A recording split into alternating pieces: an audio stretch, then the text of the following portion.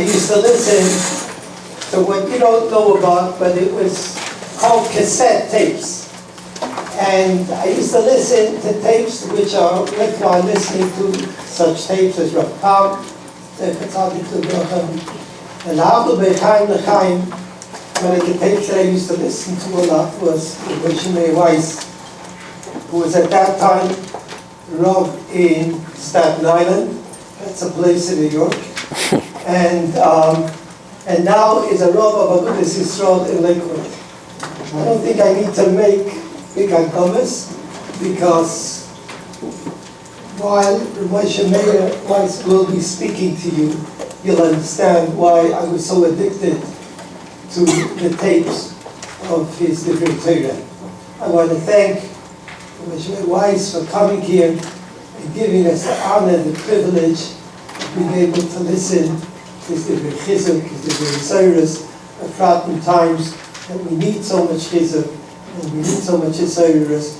Thank you, Torah, for coming and addressing the finest of the finest wills that the world has to offer.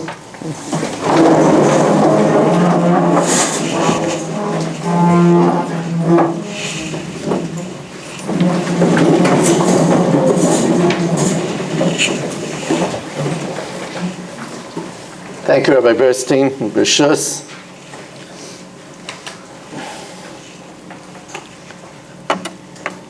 It's really an honor to come. You know, people come to California, they want to, so what could I see in California? I can't imagine seeing anything more holy than you, the boys this morning, girls learning Torah. It's really a privilege to talk to you. Of course, whatever we do now, our mind should also be that any time we do a mitzvah, we might be protecting a soldier. We might be saving a home from a missile.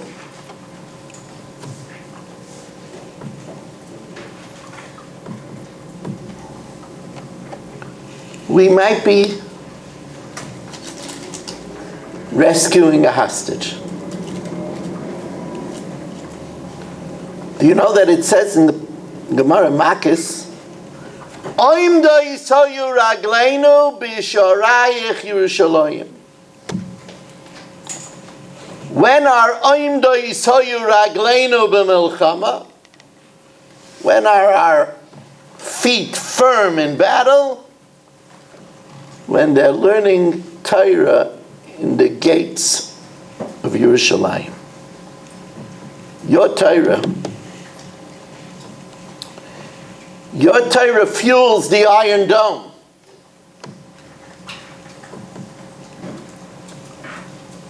Your tefillah protects the person in the tank.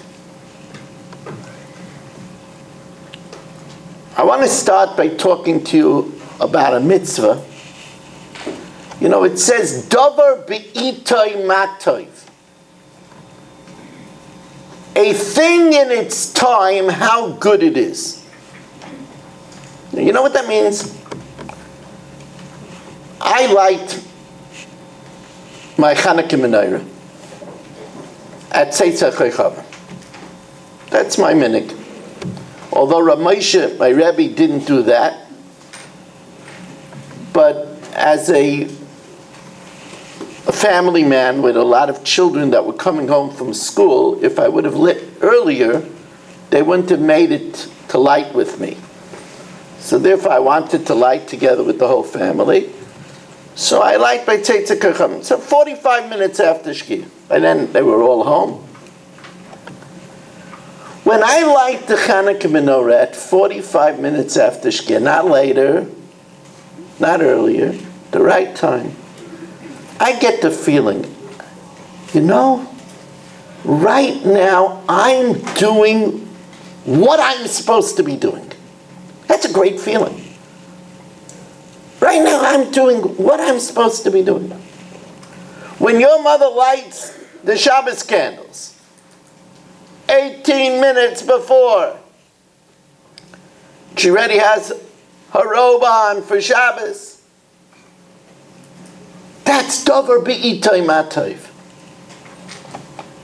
The more often you can feel that way, that I'm doing what I'm supposed to be doing, that's a great feeling. Now, the way life works is that at every stage of life, there is what we're supposed to be doing. So, for example, one day, not so far off, you'll have a husband. And then you'll have the challenge to be the greatest wife you can be, which I'm sure you'll learn about here, because you'll learn how to be Bal Midos Tovos. Then, Nitz Hashem, all of you, you're going to have a baby. And babies. And then you're going to be the best parent you could be.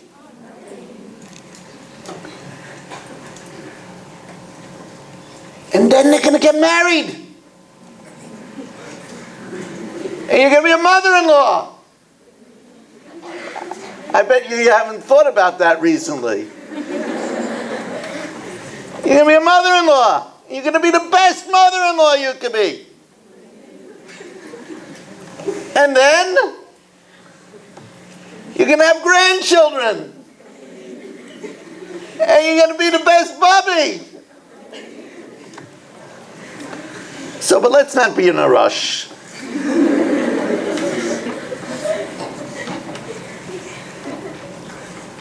So what's your davar be'itay matayv?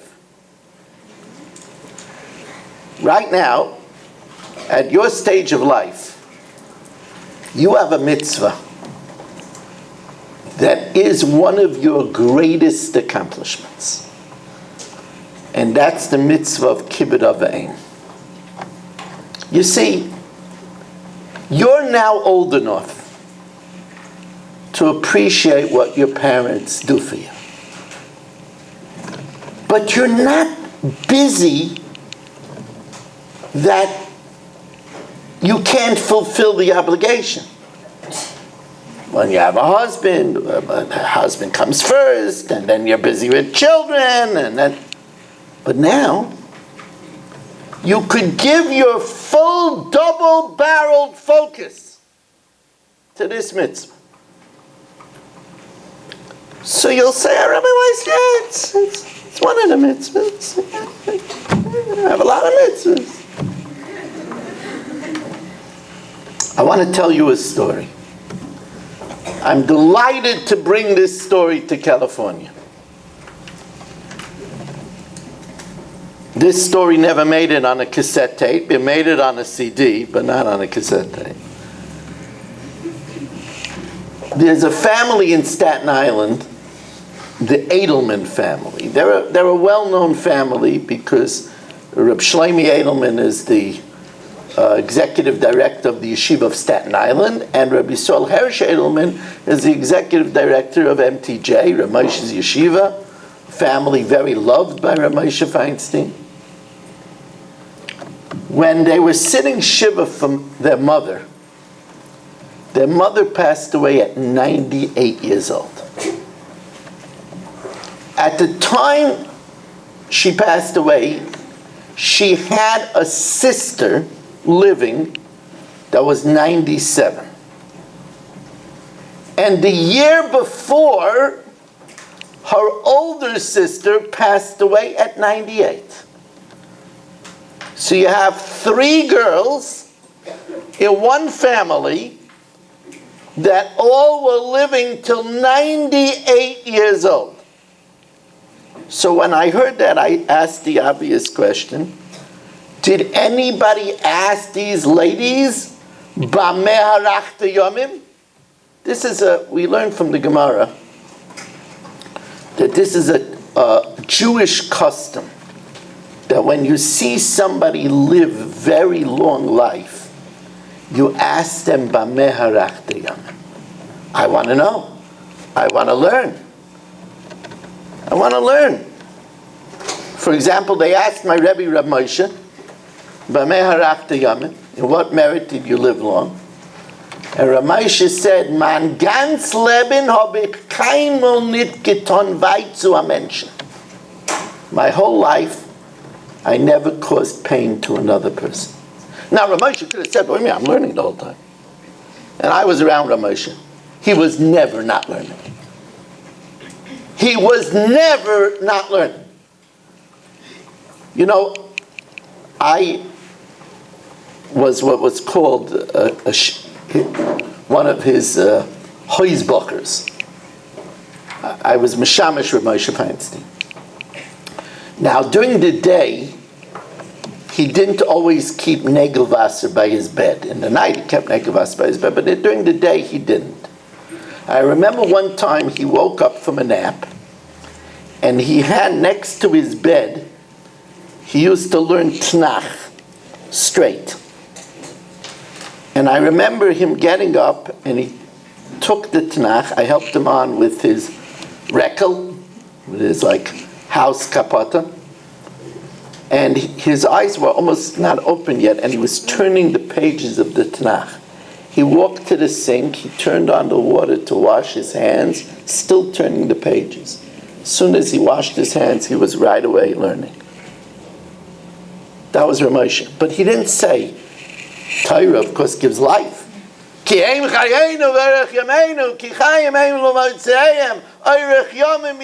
say that. Because he wanted to give us something to sink our teeth in. So he says, you know why I lived that long? Man ganz Leben hab ich keinmal nicht getan weit zu einem Menschen. I never caused someone pain. You have to be sensitive what you say, sensitive what you do. You don't want to cause somebody pain. That gives long life. They asked Rabbi Yaakov Kamenetsky, Bameh harachta yamim. Rabbi Yaakov said, my whole life I didn't say a lie. And he said, I tried never to hurt someone. He said that also.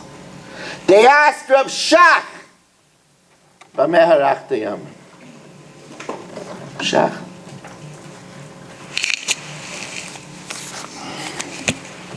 They asked Rav Shach, Bameh harachta yamim. And Rav Shach said, I always benched from inside a bench. See, it's good to learn these things. You know, you take out a bencher and you bench. I'm not going to look for a bench. No, take a bencher. Maybe a little longer because of it. So this was a custom. When you see three ladies from the same family, you want to know what kind of water did they drink. I mean, well, three ladies living to 98. Did they exercise? So I asked the Edelman family, did you ask them Bameh harachta yamim? And they said yes. And they all three said the same thing. It's my privilege to be here today to tell you about it.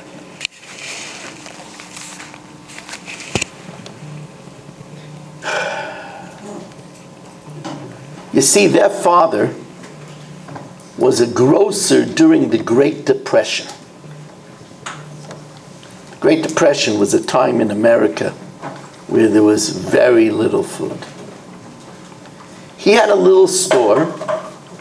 In those days, they delivered the milk in wooden crates, in glass bottles. And the company delivered the milk to his store 3:30 in the morning in 8 wooden crates. Their father had a bad back. And picking up those 8 crates, the entire day he would groan from doing that. So the 3 girls who were your age made a pact with one another that every morning at 3:30 in the morning, two of them would wake up, because it took two of them, and they would bring in the 8 crates, so their father didn't have to do it. And every morning they got up 3:30 in the snow. They refused to go to camp in the summer so that they should be there to do it in the summer. And every morning they got up in the morning to carry in the 8 crates. And they said they're sure that that's why they lived deep into their 90s. That's Kibud of Aim. Now you don't have to get up 3:30 in the morning. 4 is okay also. But each and every one of you should become Kibud of Aim specialists. It's your mitzvah now. Kibud of Aim, Kibud of Aim is an opportunity of L'man yarichon yamecho, l'man yitav lach. That's in this world and in the next world. I remember I had a Motzei Shabbos learning program in the Agud of Staten Island, and always on Motzei Shabbos they learned with their fathers for an hour, and the last 5 minutes I gave them a message. So I remember that one Motzei Shabbos I asked the boys, you know, they throw in the garbage diapers and chicken bones. So I told them that about 41 years ago,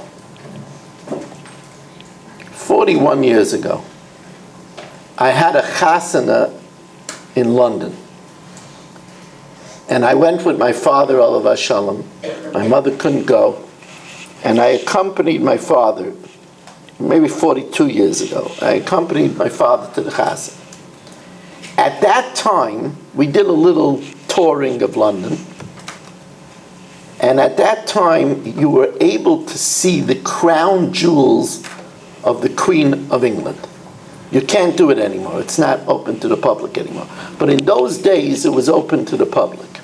And what it was is there was a circular vault that they let you inside, and you walked around and you oohed and ahed at the scepters and the crowns. They had all kinds of different crowns.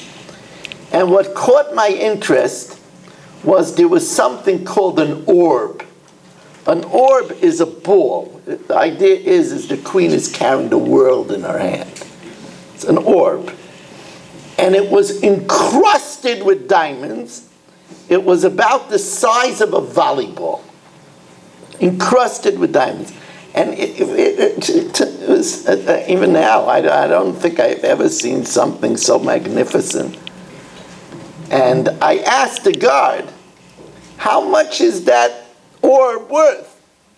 So I remember he said to me, I'm not going to imitate his English accent, but he said to me, where do you come from? So I said, from Brooklyn. We could buy Brooklyn with it.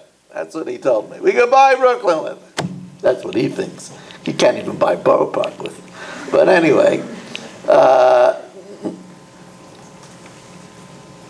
asked the children at the Motzei Shabbos learning program, how could you take a bag of garbage with diapers and chicken bones and make it more valuable than that ball? They looked at me. So you know, if your mother asks you to take out the garbage, and you take out that garbage just became more valuable than that ball. Because that garbage gives you life in this world and nitzrius in the next world. We're talking about nitzrius.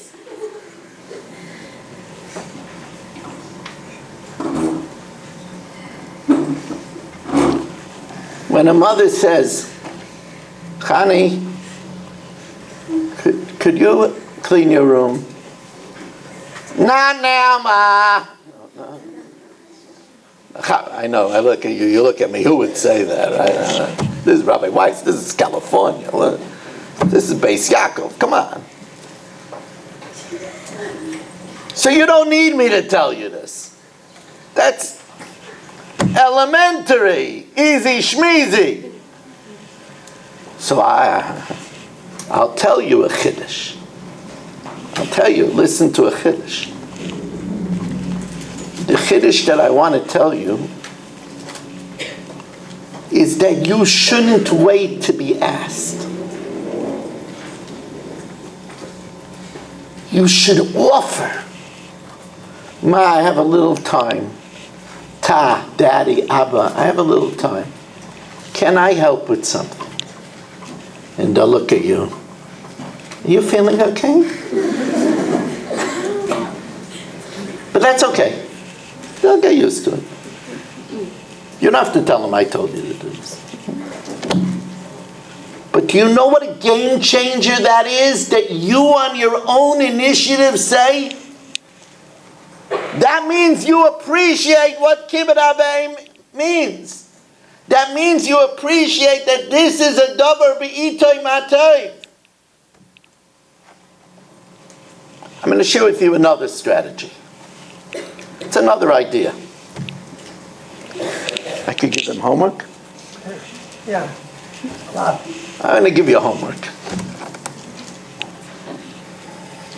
You know, you'll never get homework from me again. One time. Come on. I'll give you homework. When you get a chance, write your parents a letter. Now, if you aren't a busy executive, if you don't have 3 jobs, you might want to consider writing a separate letter for your mother and a separate letter for your father. Because then it'll be a real letter, because your mother does completely different things for you than your father does. But if you're a very busy executive and, you know, it's very hard for you to multitask, and, you know, you're very busy with all the other mitzvahs, Hafroshas Challah, and all kinds of different things. And you're saying Tillim for Eretz Yisrael, whole Sefer Tillim every day. If you don't have time, so it might suffice with 1 letter. But I want to tell you something. If you take the time to write a letter and say, Ma, you know, as I'm getting older, I'm really beginning to appreciate all the different things that you do for me, and the sacrifices that you make for me, and how lucky I am to have you. And you give some examples. And you could make it as mushy as you can.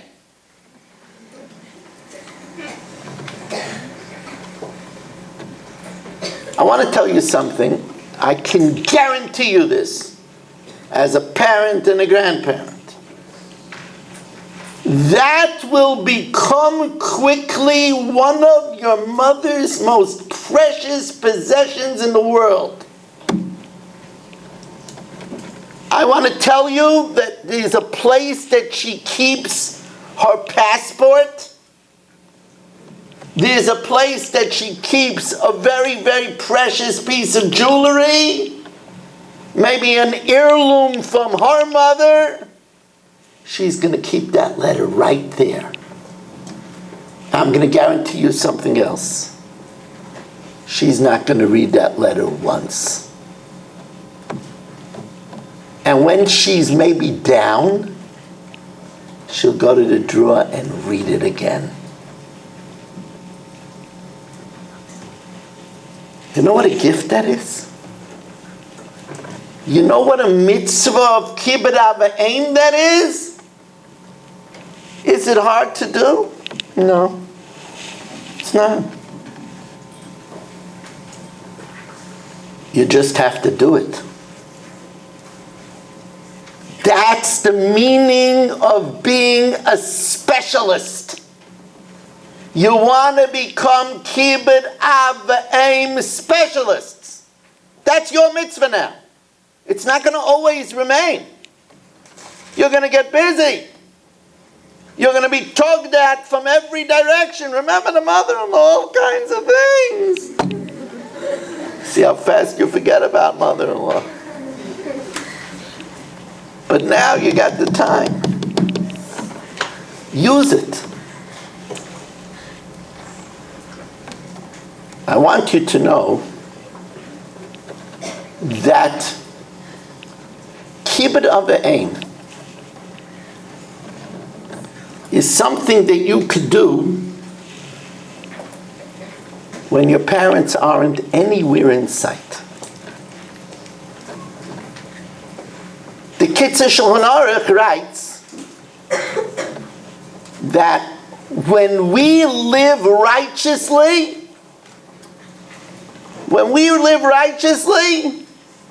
we're being Mekayim Kibud Av Aim.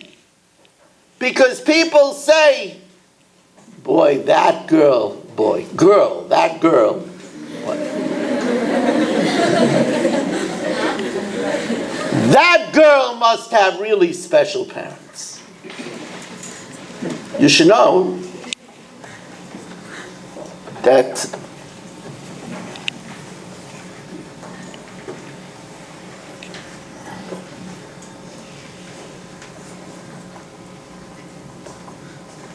in this week's parsha it says, "Goreishes ha'oma hazois ve'espana." Send away the servant Hagar and her child. What did Hagar do? What did Hagar do? It says that she saw that Yishmael was Mesachek. What do you want from Hagar? Send away Yishmael. He's a child off the derech maybe, but what do you want from the mother? So the Rishonim say, Shusa the Yanuka the Avua the Ime the Gemara in Sukkah. The way a child speaks reflects either on the mother or on the father. You're a reflection of your mother and father. And you have to know that. If you're chutzpahdik, you're not being Mekayim Kibud Av Aim. You're a bad reflection on your parents.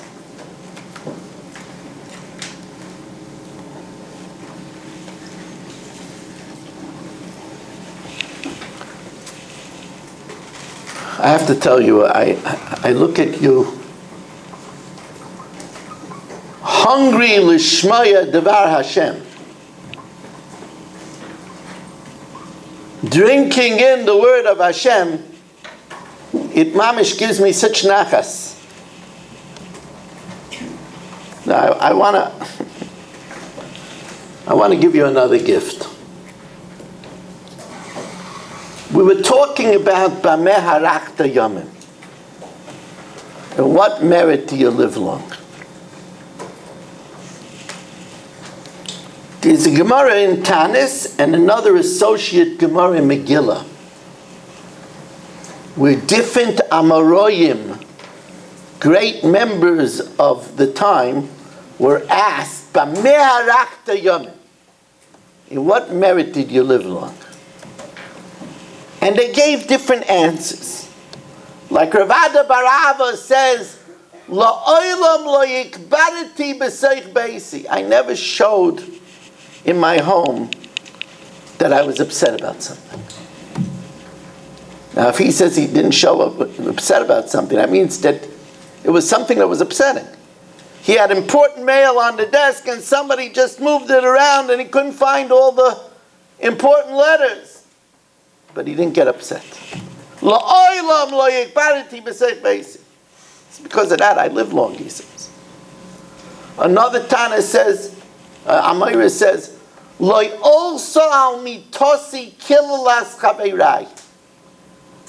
when I went to sleep, I forgave people before I went to sleep. I never took on my bed a taina against another person. That's why I live long. Another man, the Yama said, Ma'avir al midaisai. I looked away and I didn't demand what was coming to me. There were things that were coming to me, and I didn't get it, and I looked away. That's why I live long. Another one said, Vatron b'mamayni. I didn't get all upset. The person, he didn't give me the right amount of money. I didn't get...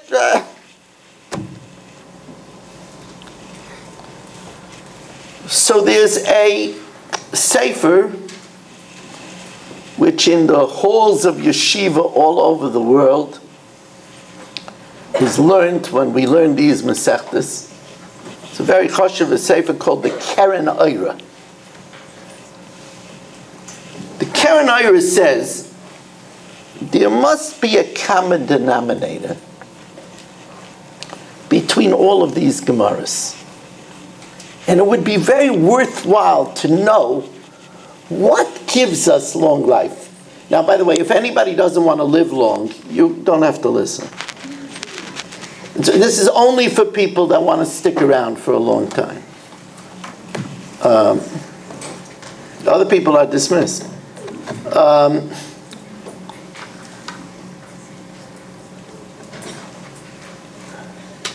Keren Oira says as follows. It says we're made up of a guf, a body, and a neshama.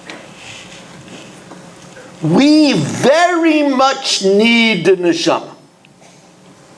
Because without our neshama, what are we? Dead, deader, and deadest. Yeah. We need that neshama. We make a bracha in the morning. Baruch atah Hashem amal ze neshama is lefkarim eizin. We need the neshama. There's a problem. The neshama is homesick. The neshama, what does it say? Vayipach ba'apov nishmas ruach chaim. Hashem blew the neshama into man. And the Gemara says, man dinofach me ape nofach. One that blows from himself. So the neshama is a chelik elikam mimal. The neshama is a sliver of the Eibishter. And the neshama says, I don't want to be down here. California? Near Hollywood? Get me out of here! I want to be back in Shemayim, by the kids Yaakov. Now we say, no, we need a neshama. There's a problem, it's a tug of war. You ever go to camp and you say, Ma, bring me home? Person is, homesick. The neshama is homesick. So the Keren Oira says there's only one way to solve the problem. And that is to make the body as himmeldik as possible, as heavenly as possible. Because then the neshama won't be homesick. How do we make the body a heavenly place? So what does it say heaven is? Oseh shalom b'imraimav. Oh. Heaven is a place of peace. When we came out of Mitzrayim, man came down from Shemayim. But it says, V'chamushim olu b'nei Yisrael me'eretz Mitzrayim. We came out of Egypt. Chamushim, Rashi says, Mizuyonim. We came out armed. We came out with weapons.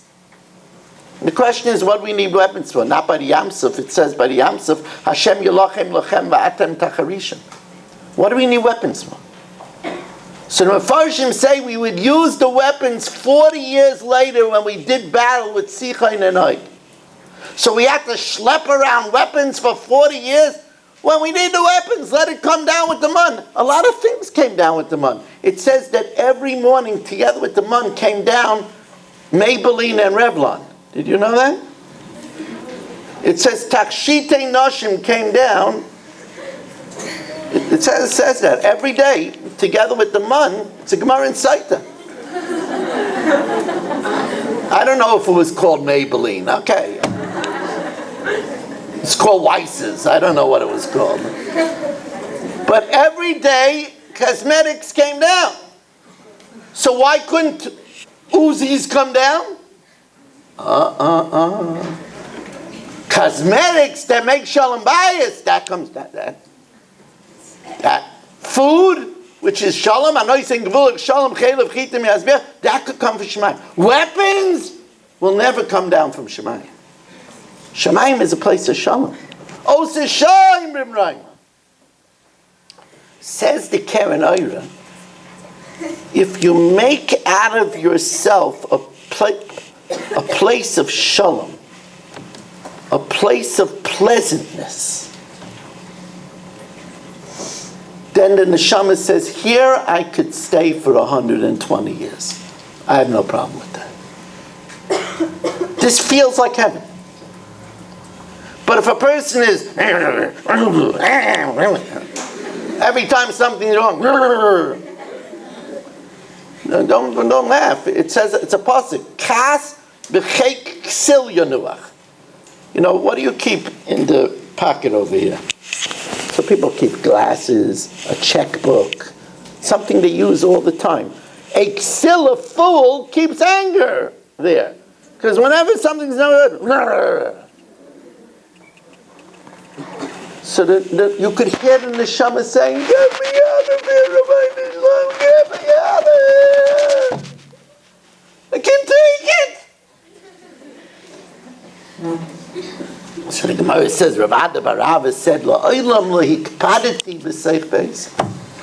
I never showed that I minded. Vatrin b'mamayni, I didn't get upset. Lo yolsal mitasi killas chaveira, I went to sleep, it's okay. You should know now, you are getting ready. That's chinuch. You're in a wonderful school that's getting you ready. This is one of the ways that you want to get ready.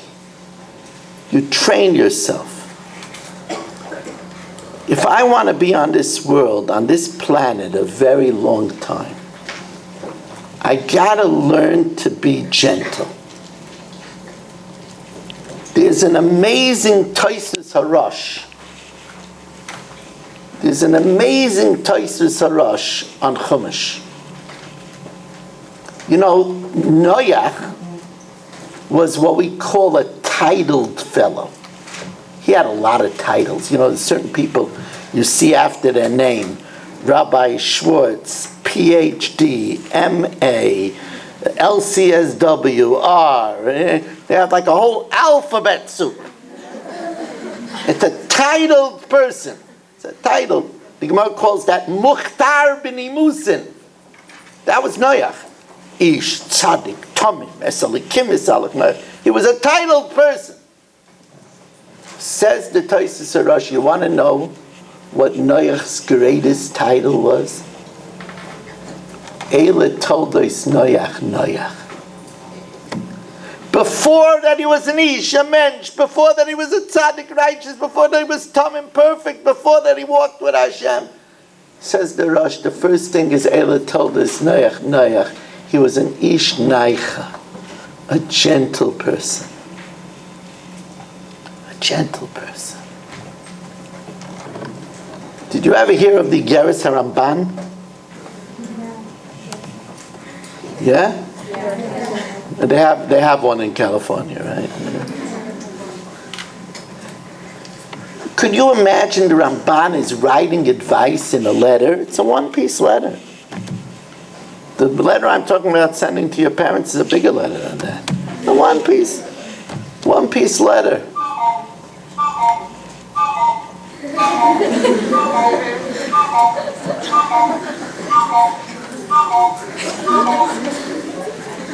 Okay, it's reminding us that we're alive. The Ramban is sending a letter to his children. He could write about anything. What does he start with? Tisnaig tomid ledaber benachas lekol adam ulechol eis. Be gentle to everyone. You know what everyone means? Even the difficult people. You know, those. And you know what bekol eis means? Even when you're in a bad mood. Even Erev Pesach. Even Erev Shabbos. Even when you didn't sleep well. Even when you have a stomach ache.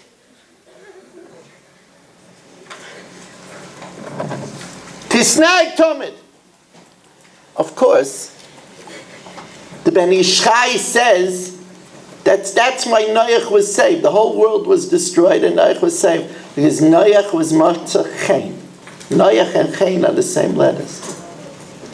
You know why he was Matzah Chain? Because, says Ben Ish Chai, because he was Noach. Because he was gentle.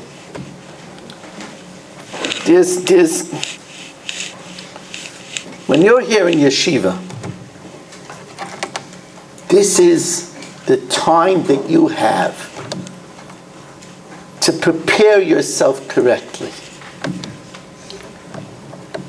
There's a way that you want to visualize yourself. This is what I want to be. I want to be someone that my neshama wants to stay in for the next 120 years. And that's a gentle person. Neshama should say, this mamish feels heavenly. Please, Rabbi Neshama, I could stay here. That's what we want. So let me remind you, because I imagine that cuckoo clock is telling you that you have another class.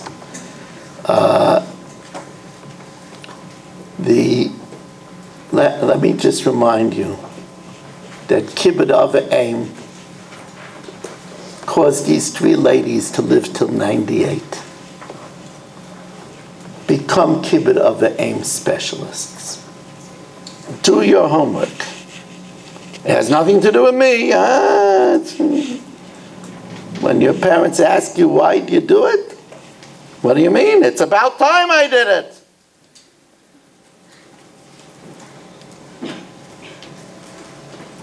Remember to offer. And remember, you want to make yourself a place where the neshama is not homesick, is not saying, get me out of here. Make yourself a heavenly place, a gentle place. It's not easy. Nothing good is easy. Somebody says to you, I noticed you're wearing that dress already 3 Shabbos in a row.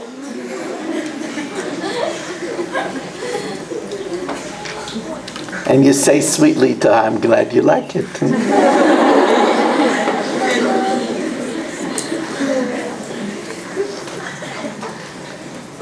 In the name of Rabbi Burstein, Yamoros, we should all be zeicha to be able to do this moridik mitzvah of Kibud Aim. We should be zeicha to make ourselves into gentle, easygoing. That's a good word to remember. Easygoing. One day when you're looking for a young man, you're going to look for somebody that's easygoing. But you know something? The easygoing boys are looking for easygoing girls.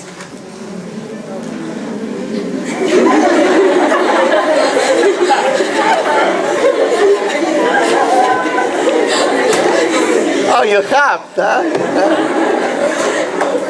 We should all be zeicha to hear good news from Eretz Yisrael and from Klal Yisrael and the Gula Shleima b'mehera v'yamein.